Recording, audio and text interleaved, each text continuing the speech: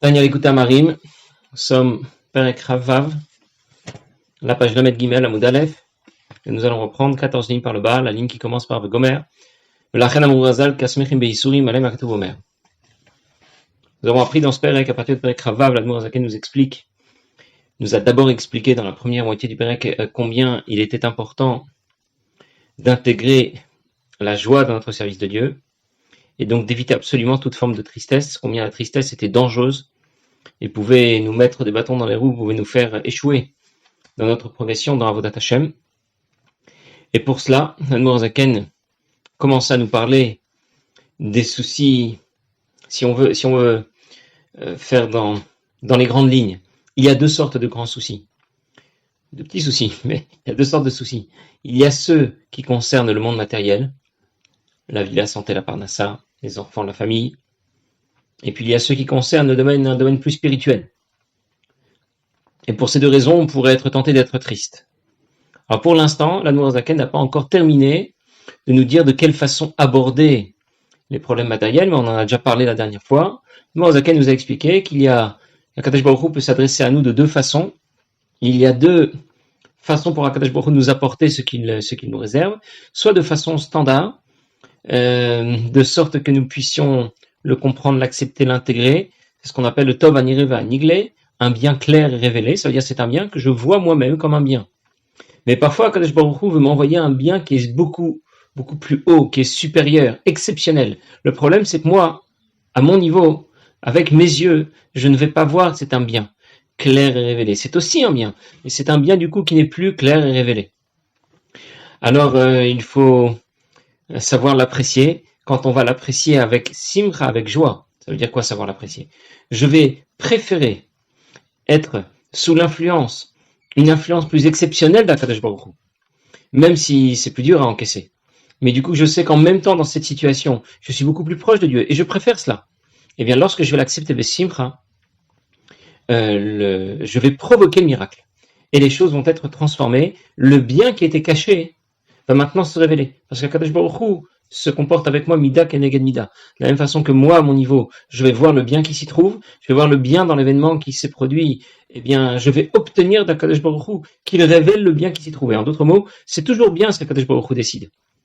C'est jamais une mauvaise décision. Simplement, parfois, j'ai les kelim pour le voir, j'ai les bonnes lunettes pour le voir, et parfois, je ne les ai pas. Mais lorsque j'accepte les choses, j'accepte les événements de la vie, besimcha, avec joie, je fais ce qu'Akadosh Baruch Hu me demande, eh bien, Dieu va faire que le bien qui était un bien caché va maintenant devenir un bien révélé.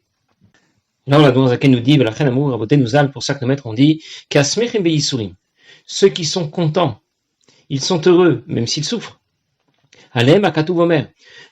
C'est à leur sujet que le pasuk déclare, ve'ohavav, ceux qui l'aiment. Ça veut dire quoi, ceux qui l'aiment? Ceux qui sont contents, ça veut dire quoi? Ils préfèrent, même si c'est dur à encaisser, c'est une souffrance, mais ils préfèrent cette souffrance parce qu'elle veut dire une proximité plus haute avec Dieu. Et entre les deux, je préfère.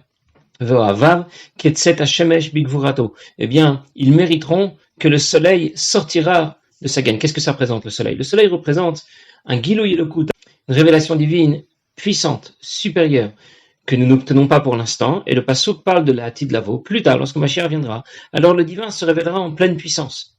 Alors, et ce qui sera différent, la Hatid Lavo, c'est qu'alors nous serons des Kélim pour cela. Alors nous serons des réceptacles adéquats pour ça. Pour l'instant, nous ne le sommes pas. Et lorsque cela arrive, eh bien, ça se manifeste par des événements qui, à nos yeux, sont des événements négatifs.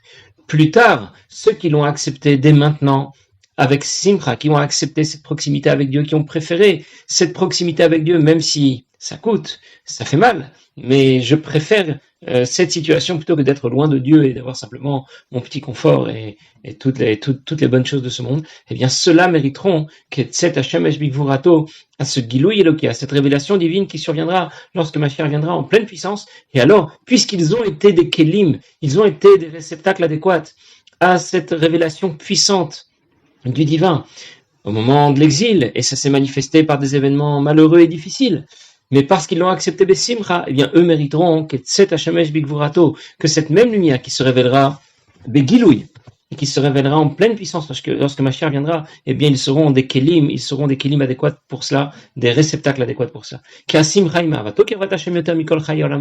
La joie, pourquoi il va être joyeux? Il souffre concrètement. C'est vrai, il souffre, mais en même temps, il préfère cette souffrance et être si proche de Dieu plutôt que avoir tout le bien de ce monde et du coup se retrouver plus loin de Dieu. Que dire-t-il? Ki tov chasdecha mechayim.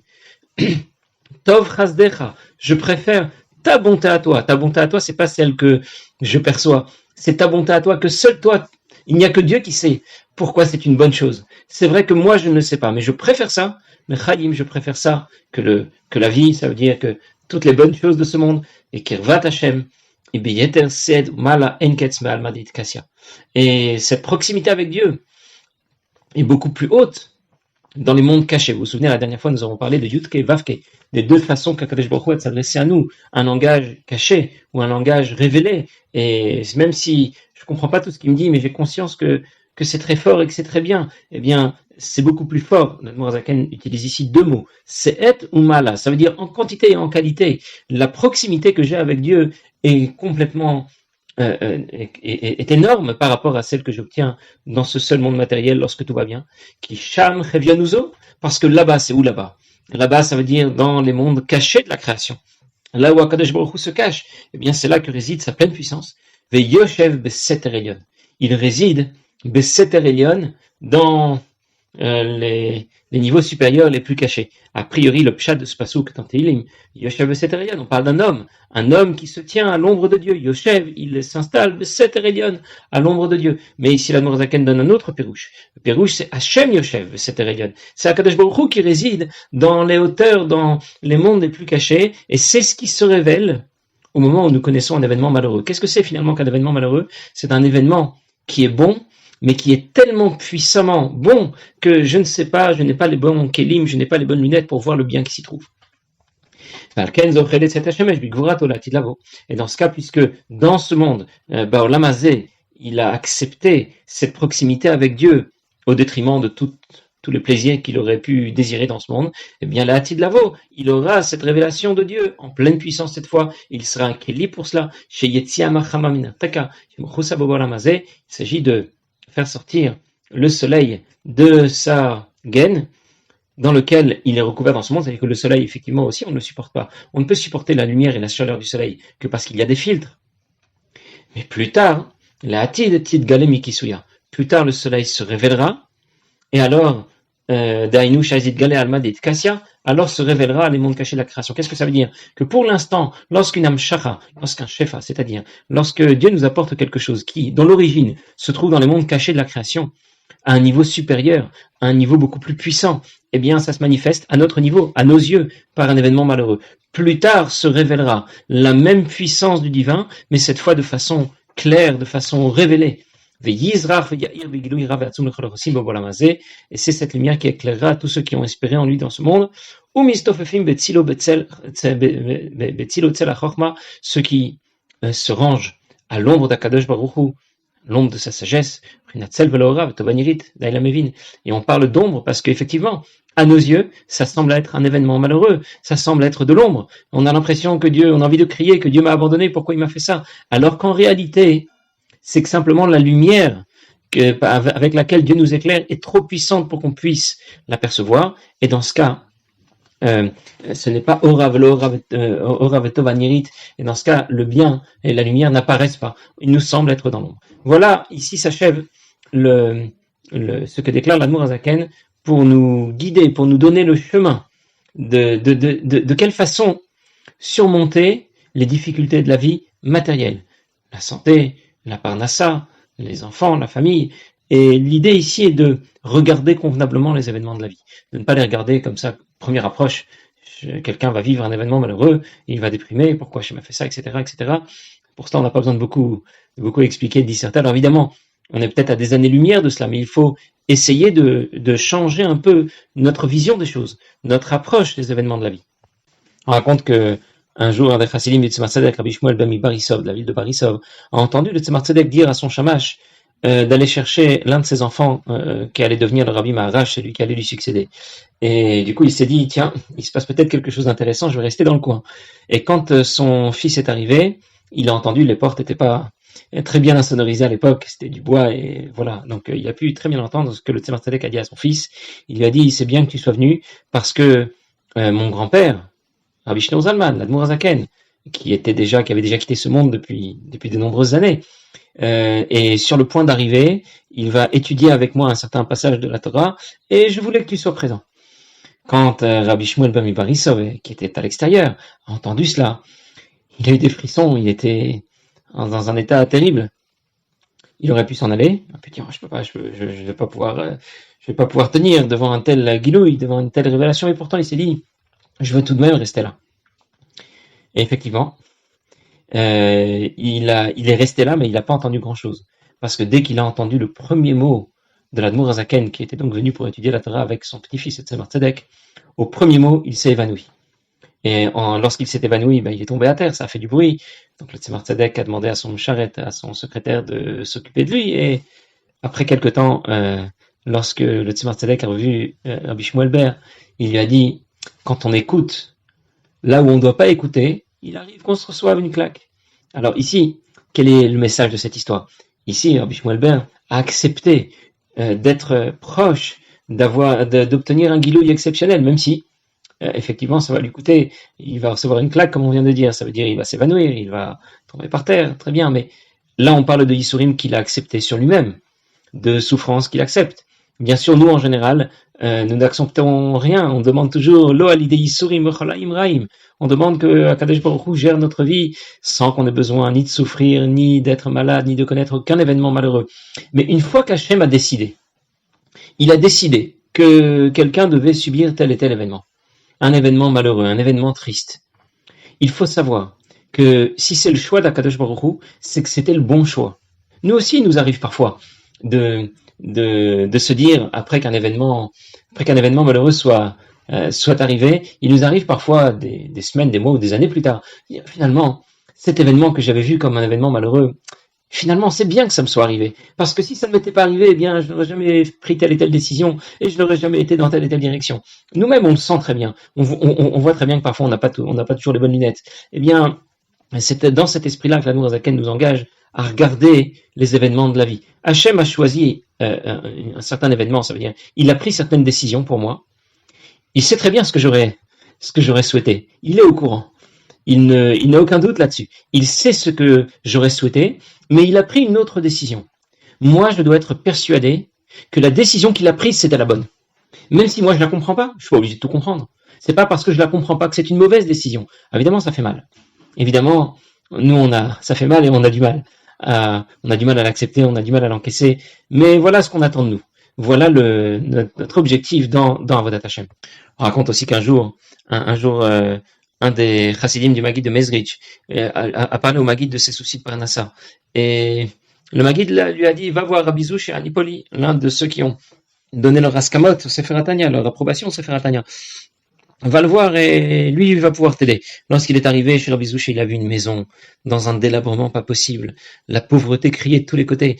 Et lorsqu'il lui a dit que le Maguid l'envoyait parce qu'il avait une question, au sujet de ses soucis, comment les aborder avec Simcha, Rabbi Zouch lui a dit, je pense que le Maguid, il n'a pas dit, non, je pense que vous êtes trompé d'adresse, le Maguid n'a pas pu vous envoyer vers moi parce que moi je ne souffre pas, je n'ai jamais souffert de ma vie, donc je ne saurais pas vous dire, vous conseiller comment aborder les soucis de la vie de la bonne façon. Une autre fois, un chassid était très proche du Tzemar Tzedek, même s'il était très simple, et le Rabbi Maharash, son fils, Rabbi Shmuel, avait remarqué que le Tzemar Tzedek était très proche de ce chassid, et lorsqu'il a demandé aux Gabaïm, il a demandé aux autres chassidim, est-ce qu'ils le connaissent? Personne ne le connaît, c'est un juif simple. Alors il a décidé d'aller le voir, d'essayer de savoir un petit peu pourquoi son père, le Rabbi, le Tzemar Tzedek, l'appréciait tellement. Il lui a dit simplement que c'était un juif de la ville de Paritch, un Mekourav du Rav Tzadik, de Rabbi Lami Paritch. Et en parlant avec lui, il n'a rien découvert de particulier, il n'a toujours pas su pourquoi le Rabbi, le Tzemar Tzedek, était si proche de lui et l'appréciait tellement. Finalement, il a décidé de demander à son père, le Tzemar Tzedek. Le Tzemar Tzedek lui a dit, je ne sais pas s'il existe quelqu'un qui souffre autant que lui, et pourtant, il accepte tout avec sérénité, avec Emouna.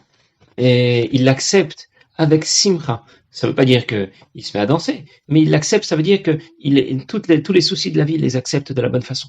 C'est un lamdan, il connaît la chassidoute, et pourtant tout le monde l'écrase.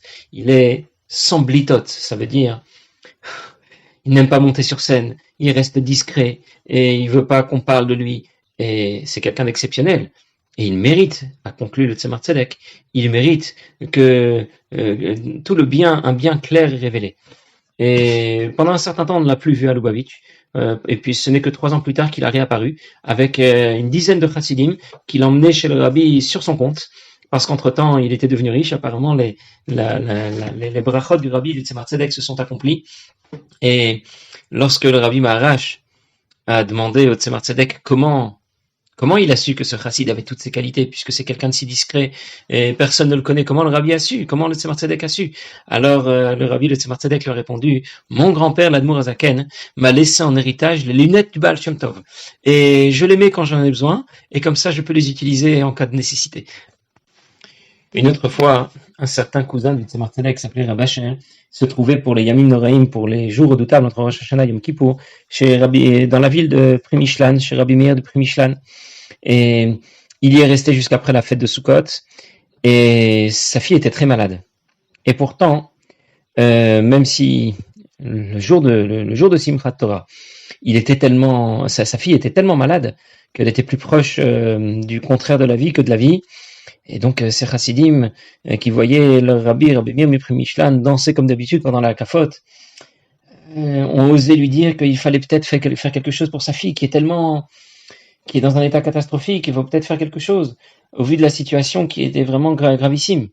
Alors Rabbi Meir Mipri Mishlan est allé dans sa chambre, il a vu combien la situation était difficile et il s'est adressé à Kadosh Baruch Hu, il lui a dit Ribono shel olam, tu as demandé de sonner du shofar à Rosh Hashanah, Meirel, c'est comme ça il parlait de lui-même, Meir Mipri Mishlan, Rabbi Meir Mipri Mishlan, Meirel a sonné du shofar. Tu as ensuite demandé de jeûner Yom Kippour, j'ai jeûné, Meirel a jeûné Yom Kippour. Ensuite tu as demandé de faire des soukot, et Meirel a construit une souka. Ensuite tu as demandé de se réjouir à Simchat Torah, et Meirel a s'est réjoui le jour de Simchat Torah. Et tout à coup tu as décidé que la fille de Meirel devait tomber malade. Alors, comme dit la Gemara, on doit remercier Akadosh Baruch Hu aussi bien pour le mal que pour le bien, ça veut dire l'accepter besimcha, et je voudrais bien l'accepter besimcha, j'accepte, sauf que il y a ce que disent nos maîtres, on ne peut pas mélanger deux joies, j'ai déjà la joie de Simchat Torah, alors je ne peux pas la mélanger avec une autre joie. Et cette fille-là a été acceptée, et elle a commencé à transpirer énormément, et puis les choses ont été dans la bonne direction.